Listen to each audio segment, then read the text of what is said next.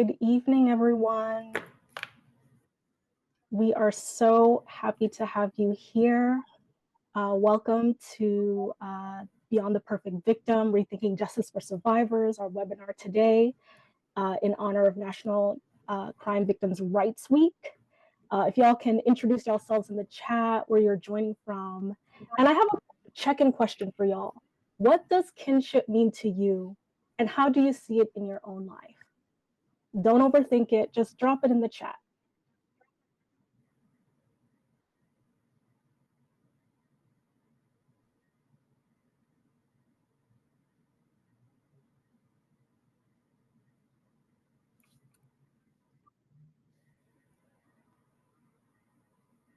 If you want to share where you're joining from, and I'll also post the check-in question as well in the chat.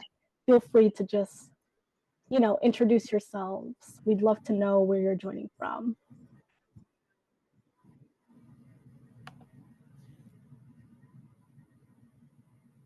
See, we have my brother, Mark King from Brooklyn. Good to have you.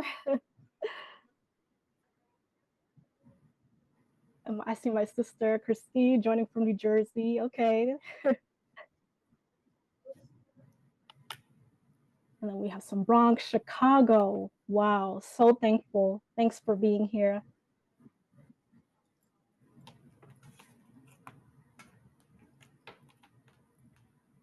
See, we have some DC. Wonderful. So we've got a really nice big group here. It's going to be such a wonderful conversation. I'm going to go ahead and get us started just to, set us up for today. Good evening, everyone. Once again, I'm Dr. Candace King, and I'm Manager of Storytelling and Content Strategy here at Common Justice. And today for this webinar, we're going to be unpacking the harmful impact of contributory conduct on survivors of violence. We have such an amazing panel today, some wonderful people that have been with us for so long. So I'm going to introduce them in a second, but I just also want to say there's so much of support that goes on behind the scenes that goes into the making of this event. So I want to give a huge shout out to my team, Shanda Daniels, our fearless Director of Communications, Sadia Saba, our social and digital media manager, our tech assistance aficionado, as well as Kira Shepard, our VP, and Tahira Anthony and Alice Hamlet of the policy team. You all really put so much support into making this happen today. So I just want to thank y'all. I also want to thank our steering committee and our partners, as well as a special thank you to our sponsor for this event, Arisa Napper-Williams, who's the Executive Director and Visionary of Not Another Child. Arisa, thank you so much for being here with us and partnering with us. I would love to invite you now to give a few remarks. Yes. Good evening to the esteemed panel.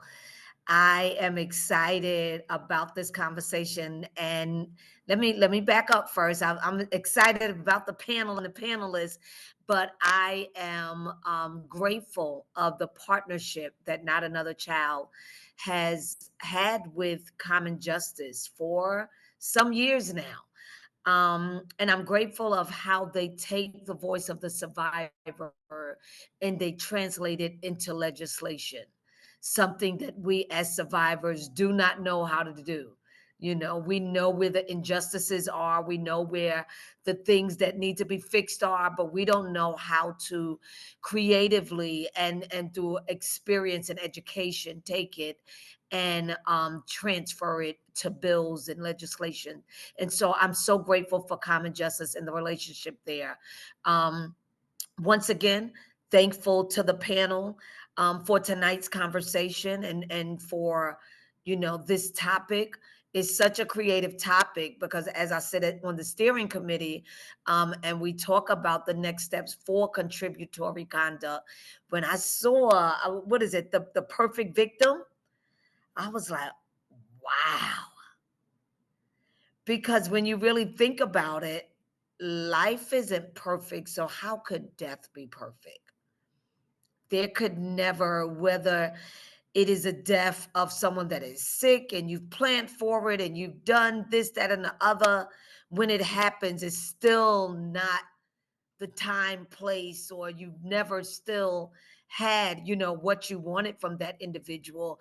But then when we think about it from our lens of gun violence and the trauma that comes along with it, it's one of the most imperfect experiences that you will ever encounter, and even thinking about contributory conduct, um, which mostly comes to play with our Black and brown young men and young people, and so it is no perfection in any of it, and it's no perfection in the system.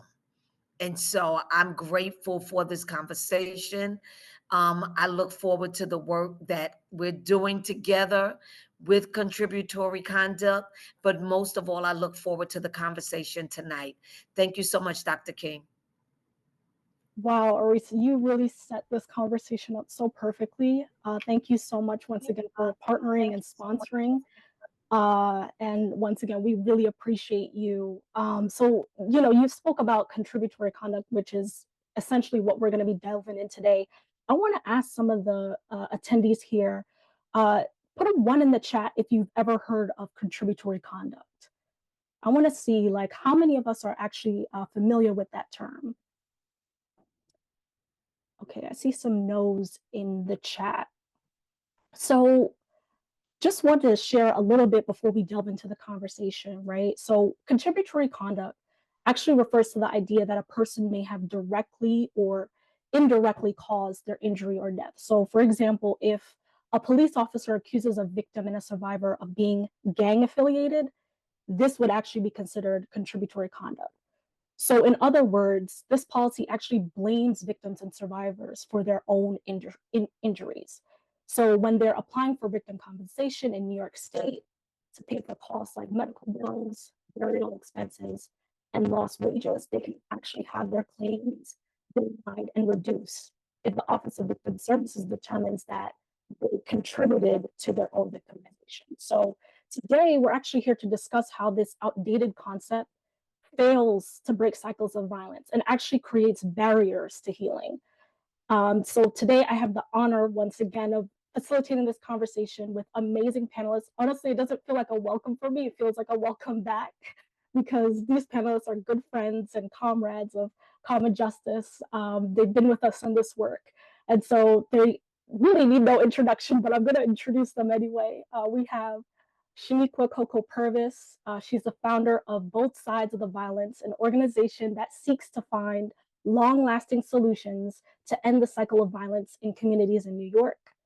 We have Lisa Good, Executive Director of Urban Grief, a community-based organization that educates about the effects of violence and supports those affected through crisis and also provides bereavement support.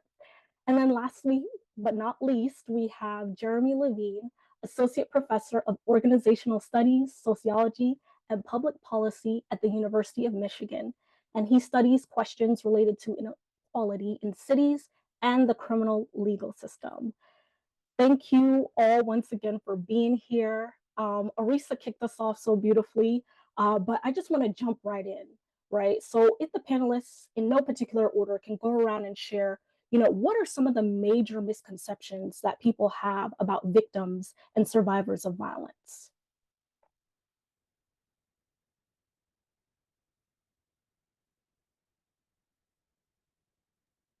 Hi.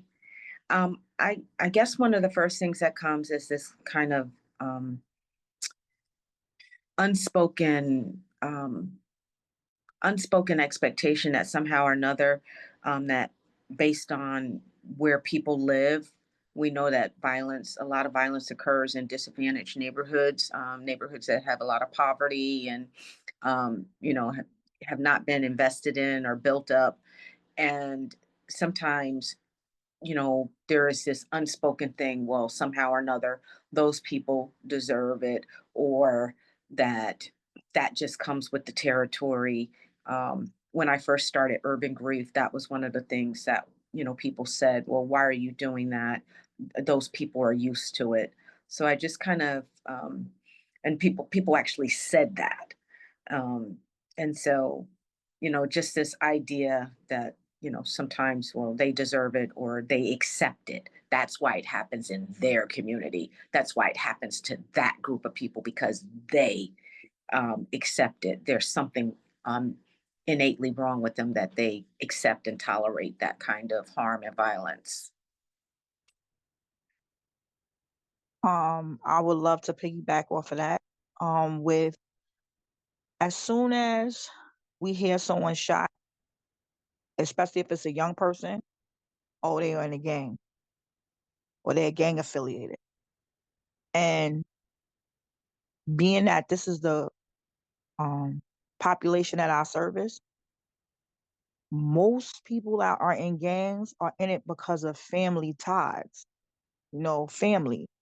They consider these people their family. They're not going around shooting and killing people. So, to just automatically, if even if they were in a gang, or automatically they're in a gang, that they deserve what happens to them. And everybody that's in a gang is not going around gang banging. They're not. I know somebody, this young lady that's in a gang, that every Easter she gives away hundreds of Easter baskets to the kids, and she's crip. So it doesn't automatically mean because you're in a gang that you deserve to be shot or killed. So that's one of the misconceptions that really gets under my skin because that's not always the case. Yeah, these are such good points. And just to sort of very briefly build on them, I think like we want to imagine a world where we got good guys and bad guys.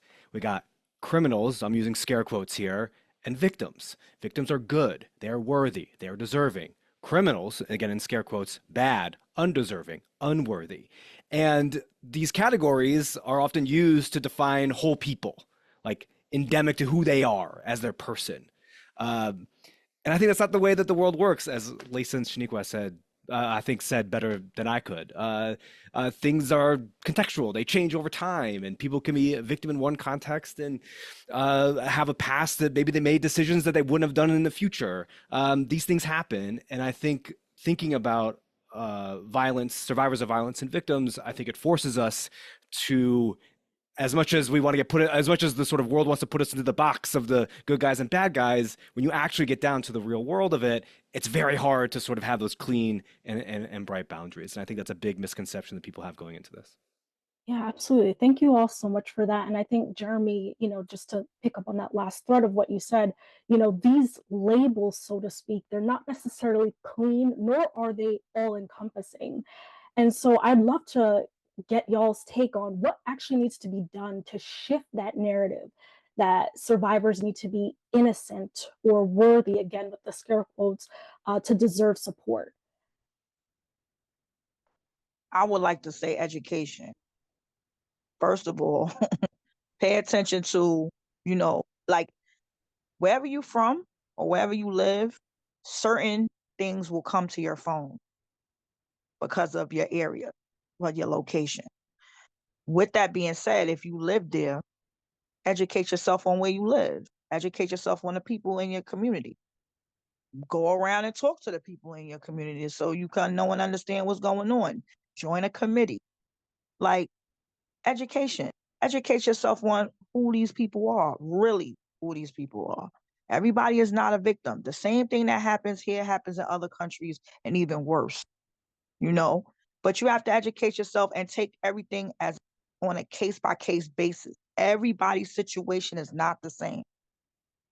Everybody's situation is not the same. When you hear it, read it, educate yourself. Don't just automatically go off of what the first thing you hear or somebody told you, So just educate yourself. That's the best way. Also, I think language, language, the words that we use, the kinds of inquiries that we make. Um, and I think social media plays a role in that. The media plays a role in that. And, um, reimagining what our language could be so that when we're having these conversations, you know, um, no matter where we are, whether we're talking to a community member, whether we're talking to families, whether we're talking to policymakers, whether we're talking to other service providers, um, being mindful of our language, um, because a lot of the language that we use dehumanizes the suffering, and it dehumanizes the person, that's been killed, the person or families that have been harmed, and it creates a stigma that pushes people into isolation. And what happens is that they can't even, when there is contradictions, right? Because it's a whole person. I think one of you mentioned that it's a whole person. When there are contradictions, sometimes people aren't safe enough to even process and mourn the whole person, because of language. So I think language and education are key. Absolutely. Jeremy, if you can you walk us through contributory conduct and how it is actually applied?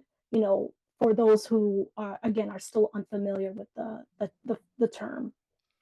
Sure. Yeah. So you mentioned this earlier, but just to reiterate that generally speaking, this concept, this idea of contributory conduct, which is also sometimes called contributory misconduct, is referring to conduct that may have directly or indirectly contributed to a victim's injuries. So in New York's compensation law, in this statute, for example, contributory conduct is defined as culpable conduct logically and rationally related to the crime by which the victim was victimized and contributing to the injury suffered by the victim. So that's pretty broad. And if you look to the administrative rules, which are kind of like the guidelines for how the law is implemented and applied, they provide a little bit more detail. So there you see that the way it works is that claims will be denied if law enforcement finds evidence that the victim was engaged in felonies or misdemeanors involving violence. Now, what is violence? You may ask. Well, violence is defined as, but not limited to, gang activity, the dealing of illegal drugs, being the initial aggressor, and the use or brandishing of illegal firearms or other dangerous instruments at or near the time of the crime. Okay, so that would be a blanket denial. But New York will also reduce awards by 75%, 50%, or 25% based on the severity of any additional conduct vaguely in that area that the police believe contributed to the victim's injuries. Now, if you get into the weeds of this and look outside of New York across the country, there's a bit of variation, a fair amount of variation, I guess you could say, across states. So like in West Virginia, for example, if you're under the influence of alcohol, that can be count as a contributory conduct. Verbal provocation can count as contributory conduct in different states, like Mississippi, for instance, where a particular case where a homicide victim's family was denied compensation because the victim told the person who ended up killing him, "Get the F off my porch," right? So that was enough to count as contributory conduct. Now, some states will make like exceptions, right? We'll sort of carve out particular categories of people that they can overrule contributory conduct determinations. So in New York, for instance, administrators can say, we're going to overrule that contributory conduct denial only if the victim was a minor, a victim of human trafficking, a sex worker, or a victim of sexual assault. Okay, and those sort of qualifications can look a little different across the country. But even within that variation, there's just sort of three important aspects that I'll just sort of close on and note that are relatively consistent and I think are pretty important across the country. So one is that contributory conduct determinations are largely based on police officer discretion. Okay, so police officers assess the scene and make their determination based on what they saw. Two, by definition, that means that these are subjective interpretations of